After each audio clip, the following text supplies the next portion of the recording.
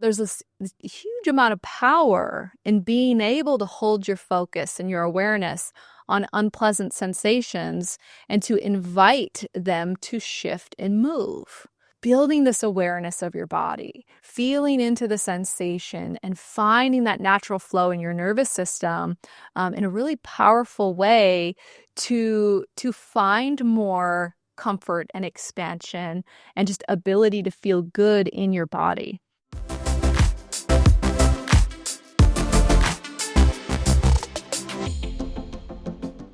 Hi friends, welcome back. Today we are talking about useful ways to reduce your anxiety. Now, most of us have experienced anxiety once or twice in our life, and for many of us, it's a recurring experience. I mean, it's kind of a word that gets thrown around a lot. So when I'm referring to anxiety, it's really just this feeling of discomfort in your body, a feeling of overwhelm. There's oftentimes physical feelings, can be in your stomach, almost like you feel like a stomach ache just comes on out of the blue, or there's some churning or twisting in your stomach. You can feel it in your chest where there's like tightness or pressure or twisting. It can feel that it's harder to breathe. So that constriction or tightening in your chest can feel like it's impacting your lungs and your ability to get air in. We can feel anxiety in our throat. Sometimes it'll feel like a lump in our throat, or again, like some kind of constriction or tightness. Traveling up, we can feel anxiety in our jaw, right? This is another place where there can be just the feeling of tension or tightness or pain. And that is by no means the only places that we feel anxiety, but they are some of the more common ones, right? And so anxiety is an unpleasant sensation in our body that we don't feel good about, and we don't always know why it's happening or really how to make it stop. And this is where anxiety can be really frustrating and we can really suffer, is when the feeling of overwhelm kind of comes over. Almost like, your body and these sensations are taking over and you don't know what to do, right? And so that can be really a terrible experience where you're left with like, what do I even do right now? Because I feel this, like there's an elephant sitting on my chest and I can't really breathe. And I know I'm upset about something, but like this elephant on my chest is making it difficult to really deal with or handle whatever's happening in my life right now. And so today we're going to talk about just some little useful things to do in the moment to help you kind of move through these moments of real intense anxiety, to help you get to a place where you're not feeling as overwhelmed and where the anxiety feels like it's more manageable. So there's a technique and it's called 5, 4, 3, 2, 1.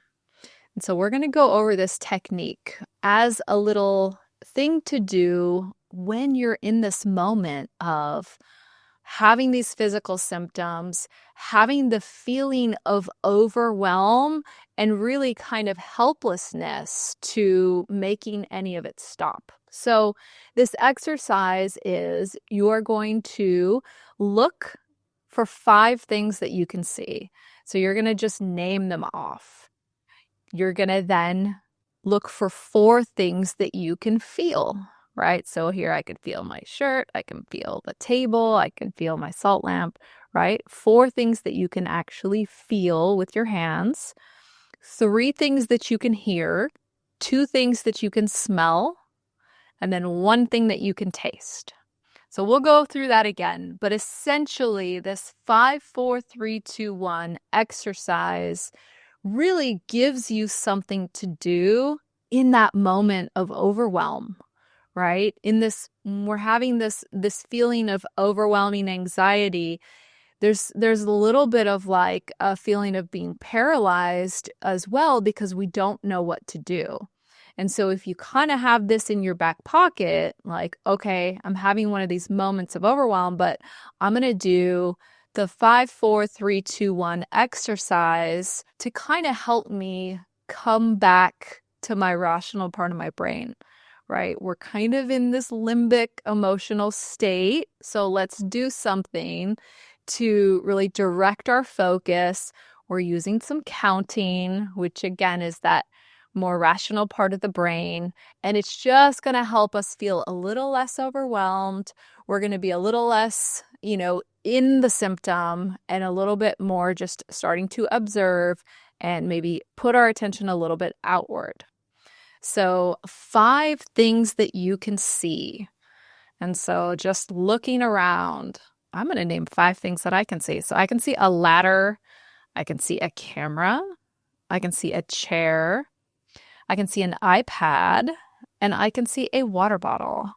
And so these are just 5 things in my environment here. So now we go to 4 things that you can feel. So I can feel the table. I can feel the microphone. I can feel the salt lamp, which has a very different texture. And then I can feel my shirt, right? And this is very soft. And so we're really already kind of hopefully having a little bit of feeling of control, a little feeling of being a little bit outside of the symptom. Okay, so 3 things you can hear. So right now I can hear the air conditioning. I'm pretty sure I can hear an airplane. And I guess I can hear myself breathing. Those are 3 things that I can hear right now. 2 things that you can smell. So I can smell some laundry detergent and I can smell some shampoo in my hair. And then 1 thing that you can taste, and I can kind of taste the drink that I had earlier. It was an Everyday Fit. So this has kind of pulled me out of the experience that I was just having to a place where, okay, I'm a little more centered, I'm a little more grounded. This would be a great time to also really focus on pushing your heels into the ground. When we think of kind of being overwhelmed and swept away with what's happening inside of us, just pushing your heels into the ground and putting all of your awareness on the bottoms of your feet and really just noticing that we're connected to the ground right now and noticing what that feels like. It's another way to kind of pull yourself out of that experience and starts to prime you and get you in a place where you can take that seat of the observer. So this is really one of the most powerful things that we can really start to cultivate for ourselves when it comes to really feeling like we're not being overtaken by anxiety or panic or depression, but having this ability to observe our own experience. So we can call it taking the seat of the observer or being the witness to our experience. But when we go from being the subject, right, just experiencing and feeling like we're so in it, to kind of moving over and noticing. And it's a very subtle shift going from just being in the experience to observing what I'm experiencing. But this is really where we start to get a little bit of distance from that overwhelm. And in a interesting way, by taking on the seat of the observer or the witness, it actually allows us to put more of our awareness on the experience. So this might sound a little contradictory because in the beginning, when we are just in the moment and we're feeling overwhelmed, the advice is, hey, let's do 5, 4, 3, 2, 1 to kind of pull us out of that experience. Once we can do that and we can kind of ground ourselves and then take on this curious observer role, now a really powerful thing is to dive back in to notice what you're experiencing in your body. So it's really important to build up to this place, to not do this when you are feeling super overwhelmed or when you're not able to kind of separate yourself enough to feel like, oh, I'm observing, I'm curious. If you're still in the moment, then the best thing to do is to find grounding, right? Look at your environment. 5 things you can see, 4 things you can feel, 3 things you can hear, 2 things you can smell, 1 thing that you can taste, pushing your feet into the ground. And if you do that enough or, feel like, okay, I'm not being swept away by this anxiety right now. Now I can be curious. And there's a reason for this. There's a reason that we're building this capacity to witness our experience and then to turn our awareness back to the actual feelings of the anxiety. And it's because this is the most powerful way to really allow them to shift, allow them to relax, and for us to go back into a state of feeling expanded and not to have the actual, tightness, constriction, pressure, however the anxiety is showing up. And so once we feel like, okay, I'm in the observer role, I can get curious.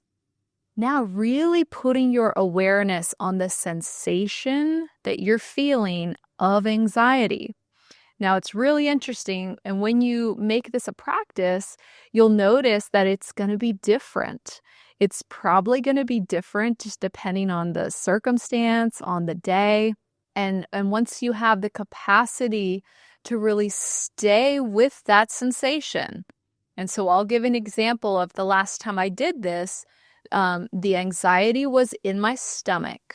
And so I was focusing in on, okay, I feel something unpleasant in my stomach. And really in this seat of the observer, right? Noticing, well, what exactly does it feel like? And really staying with it. And we call this the felt sense. Like, what is the sense that I feel in my body right now? And it felt like almost like a little bit of a pull, like a pulling in my stomach. And so as you're with the sensation, the next step that you can take with the goal of, kind of allowing this to move through you is to see what image comes up. Is there an image? Like if I had to describe to you what this little feeling of like pulling in my stomach was, the image that came up was when you have a sweater and like if you pulled one of the pieces of the yarn, and so it was pulling tight and it was kind of like making the rest of the sweater kind of get tight. And then, but there's a very specific place where it's being pulled from, but then it's kind of creating this sort of like tightness throughout my abdomen. And so allowing it's really interesting when you think about what's happening in your brain. It's like the prefrontal cortex, the rational part of your brain is coming up with imagery to describe a sensation, which is coming from the brainstem. And so you're having like this deep integration in your brain about this anxiety. An emotion might come up as well. You know, there's a lot that can come from this, but allowing, this other part of your brain to come up with imagery to describe it, to really feel into it. And so once I had this image and the feeling of like this yarn being pulled on the sweater, then you pose the question to your brain, what's the opposite image of that? And so I had this immediately really comfortable outfit that I have come to mind, where it's like very soft material and it's very like there's nothing pulling, there's nothing tight about it. And, allowing my mind to go to this very opposite image immediately allowed the feeling of tightness and the feeling of that anxiety to move through me. And so this is kind of an advanced level of once you can get to the place of observing and being curious, and then really diving into the sensation with this curiosity to really find the image, and then just posing this question of like, well, what's the opposite image? And then just noticing what happens to the sensations in your body. And so this is a incredibly interesting exercise to do once you get to a place where you really feel comfortable observing and being curious. And something that really helps with, just building that capacity for curiosity is to know that everything in your system is constantly changing and shifting. And we know this by experience, right? Because there's days when you feel anxiety much more strongly than other days where maybe you don't really feel any unpleasant sensations in your body, right? And so there's this ebb and flow in your system already. And so when you add in, being the observer and putting your awareness on the sensation, that has an impact on the flow of the system. And so there's this huge amount of power in being able to hold your focus and your awareness on unpleasant sensations and to invite them to shift and move. So it's almost like the superpower once you can really get in touch with your system. And it takes time because we're building these neural pathways in the brain. We're building this integration and this cohesion. And then we're also building this resilience and ability for the nervous system to go into the contraction, but then go back into expansion, right? And not getting stuck in the contraction and in the anxiety, but welcoming in that expansion. So I hope this has been helpful for you. And, I do always want to encourage anyone who's really suffering from some of these symptoms of anxiety or overwhelm or panic, depression, to really consider working with a professional. Somatic experiencing practitioners are a really great place to start if your symptoms are mainly physical, right? If you're really feeling things in your body, that's a great approach. And actually, the whole exercise of really allowing an image to come up and looking for the opposite image is a practice of somatic experiencing. And the work you do with a somatic experiencing practitioner is really along those lines of building this awareness of your body, feeling into the sensation and finding that natural flow in your nervous system in a really powerful way to find more comfort and expansion and just ability to feel good in your body. So that would be a great place to start if you want to learn more. Thank you so much for watching. I hope that you will like and subscribe, and I will be back next week with another message.